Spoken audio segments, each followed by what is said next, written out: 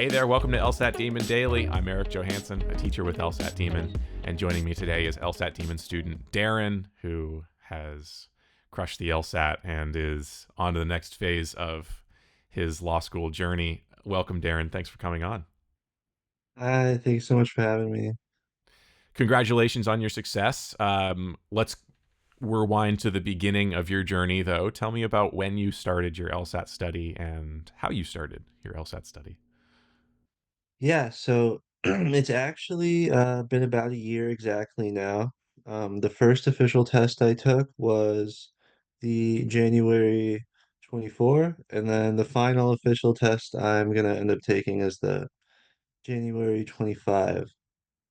I think I did something a lot of people do where their first official test is also their diagnostic test. Aha. So I had kind of just assumed that the LSAT would be not as I didn't think it would take as much work as it ended up taking in the end. I wouldn't say that it's significantly harder, but it definitely takes a lot more work than I had initially assumed.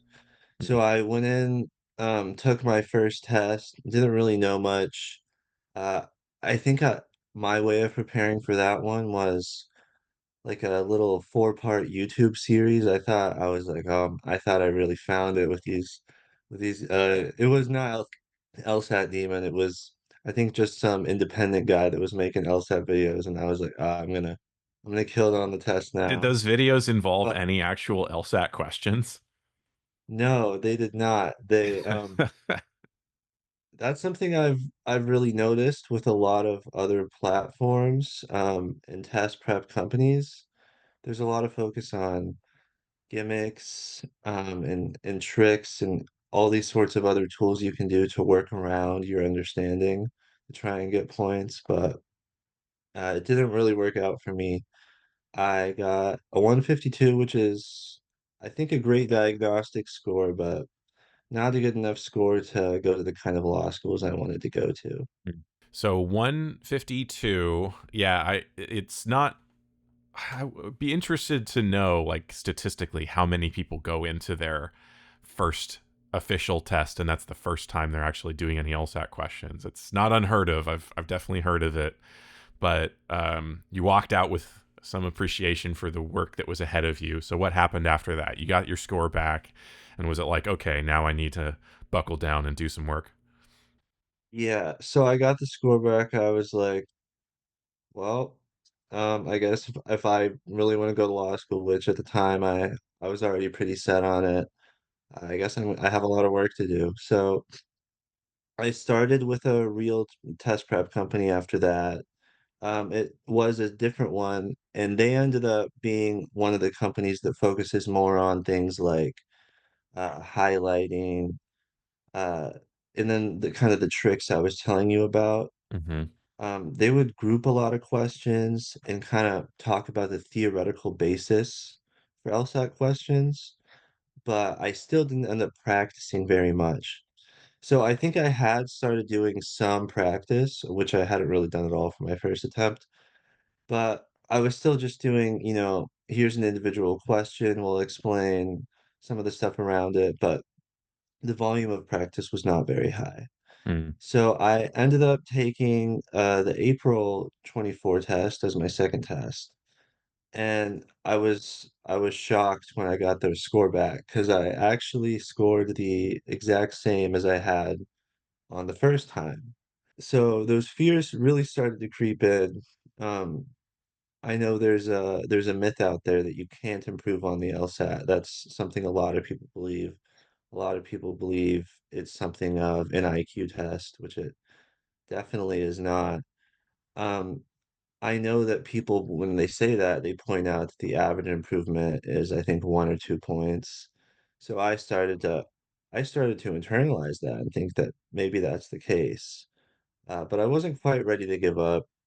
So my friend who had scored pretty well, told me about LSAT Demon. So I was like, all right, well, nothing I've done so far has worked. I guess I'll try LSAT Demon. Immediately, I saw the approach was super, super different. because the focus was actually on doing the questions and understanding the questions, and not so much just talking about the LSAT, which is really what I had seen a lot of before. And things started to change pretty quickly. Yeah. Were there any of those gimmicks or lessons that you had learned at that previous company? You mentioned highlighting. I imagine they probably told you to read the question first. Were there any of those that you found it particularly difficult to let go of? Yeah, I think for me, the worst one was reading the question stem before the stimulus. I would always read the question stem and in addition read what type of question it is Hmm. so that I could kind of just go through the stimulus and just kind of look for the one part that I thought connected to that question type. There was a lot of focus on question types in general rather than going just reading, understanding. I think that really gets in the way. Yeah. I think that, you want to know what these question types are, have different strategies for approaching them, but that really is secondary to the intuitive understanding of just reading the stimulus, taking in what they're trying to say.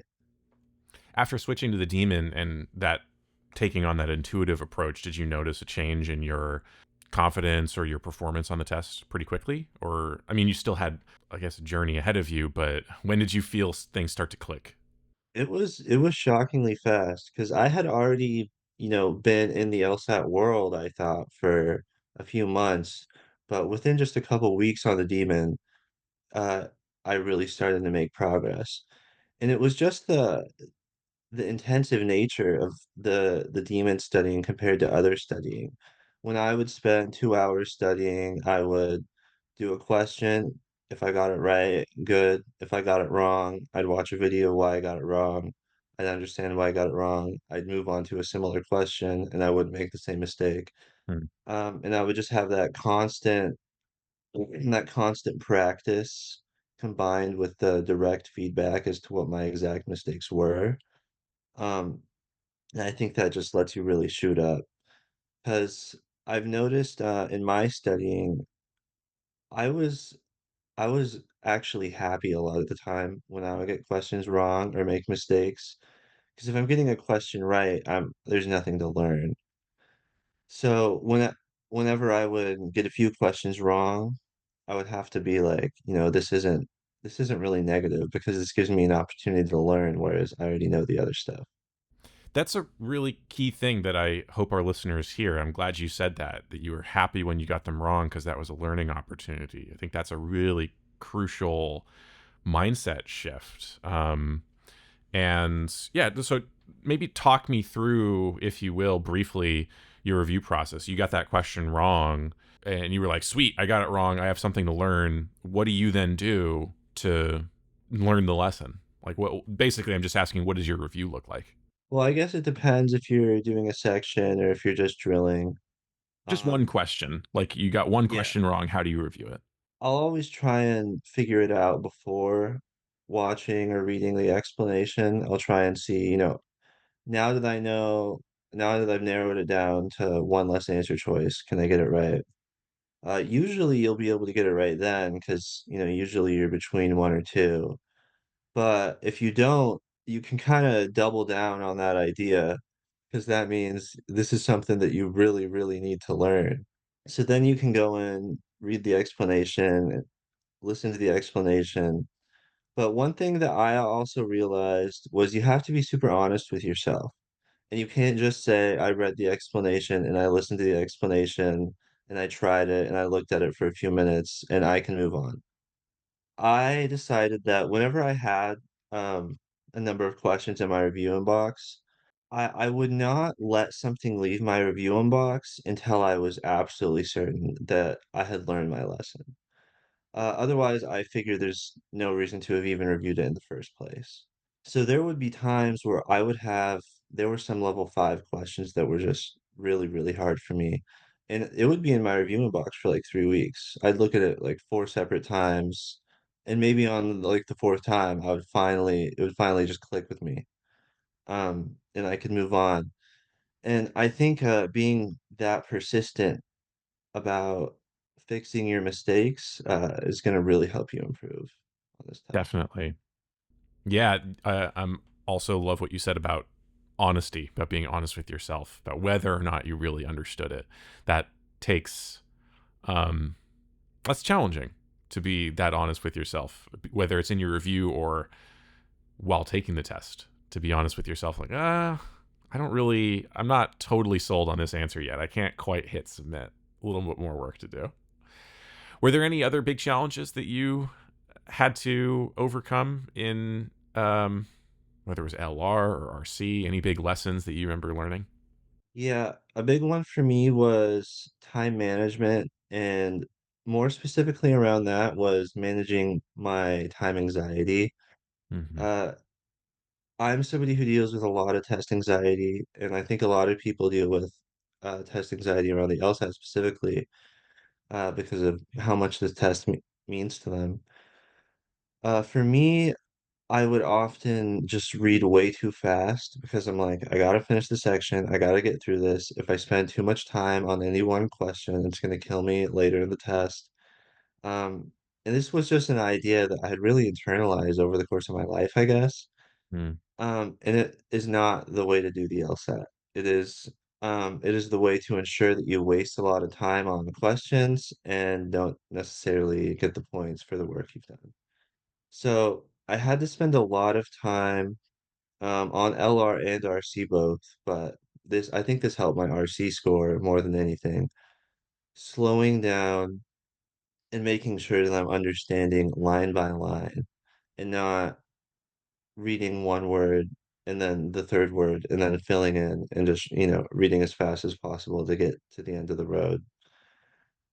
Once you begin to read a lot slower, you're going to have to spend less time once you actually arrive at the questions, and you're going to run into a lot more issues once you arrive at those questions because you're going to know what you're supposed to do. You're going to know what the stimulus was talking about, and you're going to be able to get that point on the first go around and move on to the next question. Mm-hmm. So it's just, I think this is just kind of a general MO for the LSAT, as you always want to do the work up front and you want to do it diligently. You don't want to go too fast. Yeah, definitely. And you talked about anxiety. It seems to me that doing the LSAT the smoother way, where you don't get caught up in debating answer choices, that's going to be far easier on your anxiety. Where at least I feel the most anxious on this test is when I'm stuck between answer choices, when I realize, I have not properly understood this passage, and now I am confused by these answer choices, and I'm losing time because I'm going back and forth between, is it A, is it B, is it E? Um, so there's a confidence that you can build. It just really mellows you out if you're like, oh, yeah, there's the answer. Saw that one coming. Next. So totally. I'm glad you said that. Yeah, I think so I'm somebody who ended up taking the test 4 times officially. And by the time I had taken the test my fourth time, I had been studying for close to a year. I had countless hours studying for the LSAT.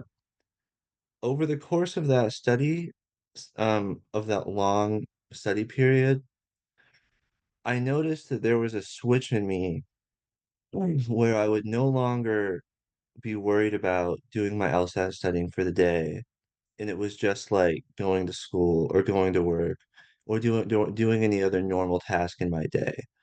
It didn't feel like I was doing anything special. It didn't feel like I need to bring some special version of myself. It just felt like I had to clock in and I had to do the work and everything would be fine. Mm. Um, and I think that resulted in, on my final test, I had a very different psychological state going in. I wasn't like, this is the biggest day of my life. I need to do everything in my power to make sure I'm perfect on this special day. No, which is what I had done for my previous tests. In the run up to my final test, I had taken one full test a week and I had scored in a range that I was happy with. I had become very accustomed to doing the LSAT every day, and one thing that I think was helpful for me was doing full tests to become accustomed to just sitting down for 2.5 hours, knocking it out, only having one bathroom break. Just forcing those sorts of forcing that type of setting, I think was very helpful for me. Just experiencing as best as you could the test conditions before sitting down so that nothing felt new on the day.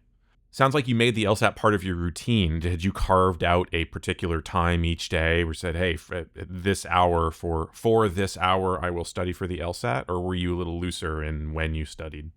I'm a person that really likes rules made for myself, just so that I don't really have to worry about it. Yeah. Um, so I made myself um a strict outline for what I was gonna do. So I did about either a section a day, I would do a section one day, and then I would drill the other day. So I would do 1 to 2 hours, and then on Fridays I would take a full test.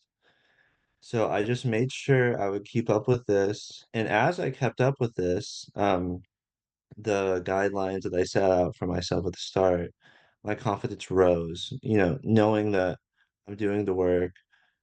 Even if my scores were being stable, I knew that I was doing the work and that the progress would come eventually.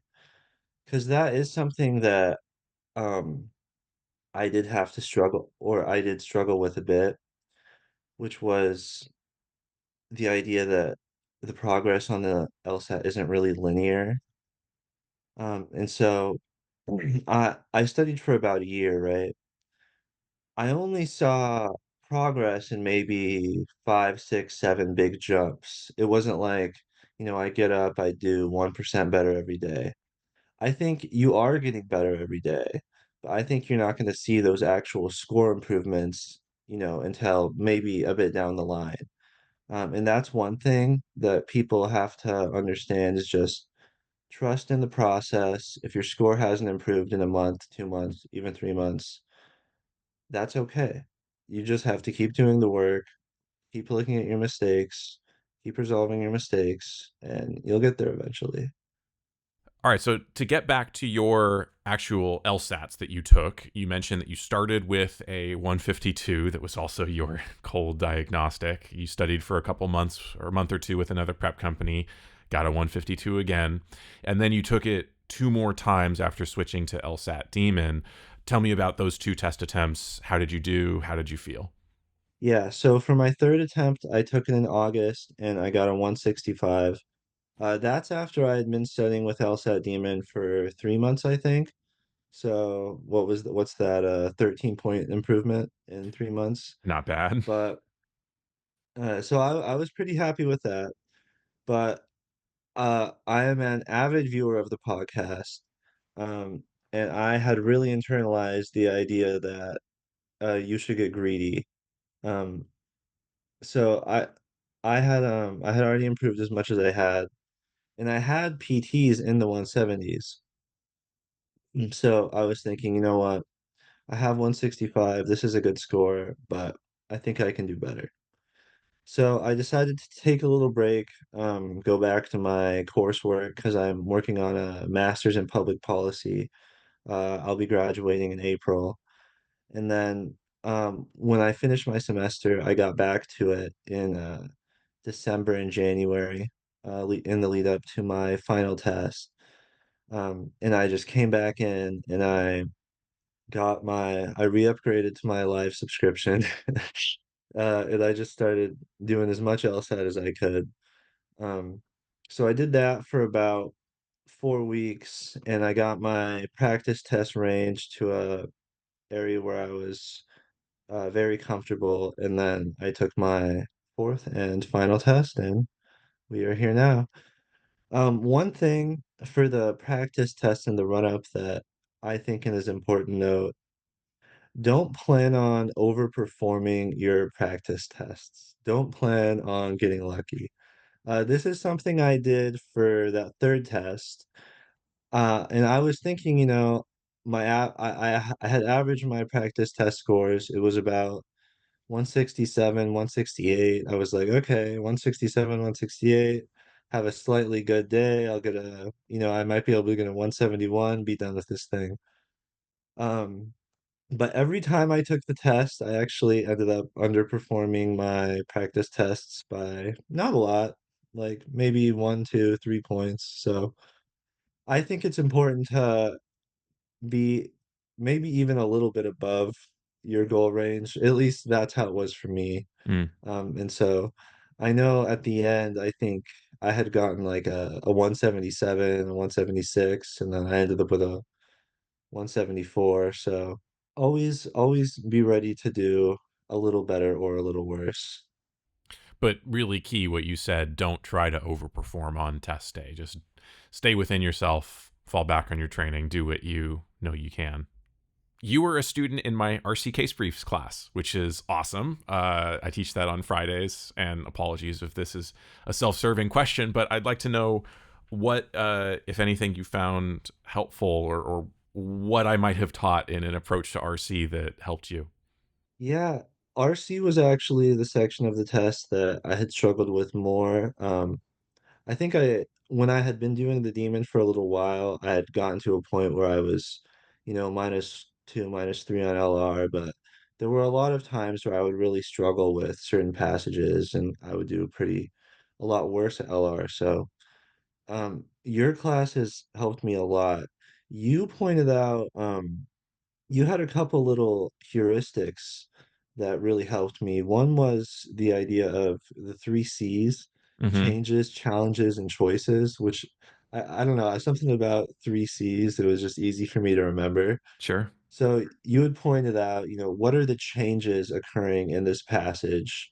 What are the challenges faced in this passage? And what are the choices being faced by the reader or the people in this passage?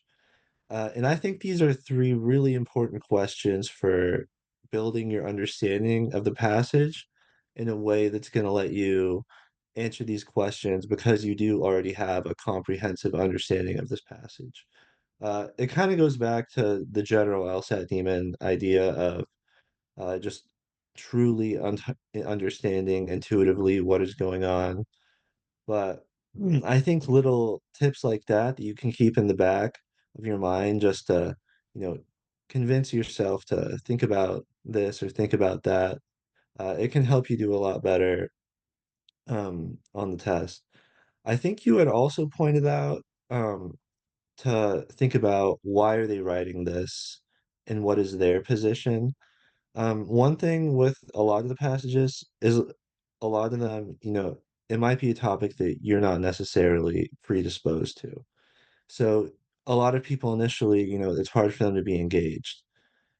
I think it's good to actively ask these questions to engage yourself and kind of, lead yourself down the line of uh, getting to where they want you to be, rather than just letting the information wash over you, as might happen if you're not, actively trying to engage yourself.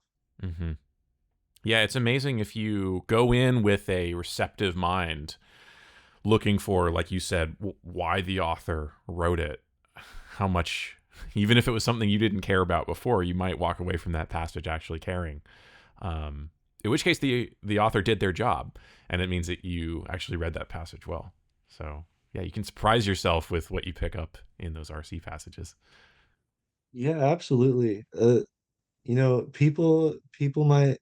of people might think that LSAT passages are, boring, but I cannot, I can't even tell you how many random little things I've learned from the LSAT, but some of them I actually use in my own life. I remember there were some RC passages on the benefits of turmeric and dark chocolate for cognitive function. I made sure to have both of those in my diet in the lead up to my final test. So There you there's go. things you can get out of it. Yeah. Nice. And at the very least, can make you better at bar trivia, right? Yeah. Cool. What's next for you? Well, as I mentioned earlier, I'm still working on a master's in public policy, so I will be graduating in April. And then, of course, we're pretty late in the cycle, and as LSAT Demon says, it's better to start and do your applications, in an earlier month like January, or sorry, like October or something, September, October, if you actually want to get the best possible offers. So rather than trying to get my applications in last minute, I'm just gonna take my time, work on my personal statements, figure out all the schools I want to apply to, and then hit that send button when the next cycle starts. Um, you know, we a lot of people, I think, want to get to law school as fast as possible. That's how I had previously thought before I had started with the LSAT demon, but nowadays I just want to go to law school in the best way possible, and do everything, go about everything most optimally, because it really does not make any sort of difference if you become an attorney 1 year earlier or 1 year later, especially if you're an attorney, with an extra $100,000 in debt. For sure. Yeah, patience, I think, will pay off for you in your admissions approach, as it did on the LSAT. Letting go of that anxiety about the ticking clock. There's a lot to be said there. Cool. Well, Darren, thank you so much for coming on and sharing your story. It's been a real. I feel lucky to have met you, and just excited to hear what comes next for you. So stay in touch. Let me know how things go. And I guess I'll let you, if there's any final words of advice that you want to give to our listeners, if there's someone who is in your shoes a year ago, what would you say? Well, I would say that, um, just keep calm, keep doing the work, and understand that the LSAT it's a marathon, not a sprint, and it's a balancing act. So you want to balance all the things you would learn, with not overly focusing on any tricks, and keep never forgetting that the most important thing is just understanding what's in front of you. And then you got to balance the psychological aspect of the test, where you keep yourself studying hard, but you're never too hard on yourself. And then Mm, I think the most important thing, if I had one note, would be, never accept a loss on the LSAT. Never accept that you just can't understand something. Keep it in your review inbox until you completely understand it, and you will eventually understand it. So, I think that's it, and I just want to thank you, Eric, and I want to thank the rest of the LSAT Demon team. I don't know if I would have gotten this sort of score without your guys' help. So, uh, you guys have an amazing platform here. Well, you are of course very welcome, and thank you for saying that. I'm glad that we were able to help and that and uh, share some of our ideas. But it was you were the one who did the work. You put in that year of study. So yeah, take the credit that you deserve. We were there to help you along the journey, but no, it was all because of what you did. So thanks, Darren. Well done, and yeah, thanks again for coming on. Email daily at lsatdemon.com if you'd like to ask us a question or share some LSAT or law school admissions news. Thanks for listening.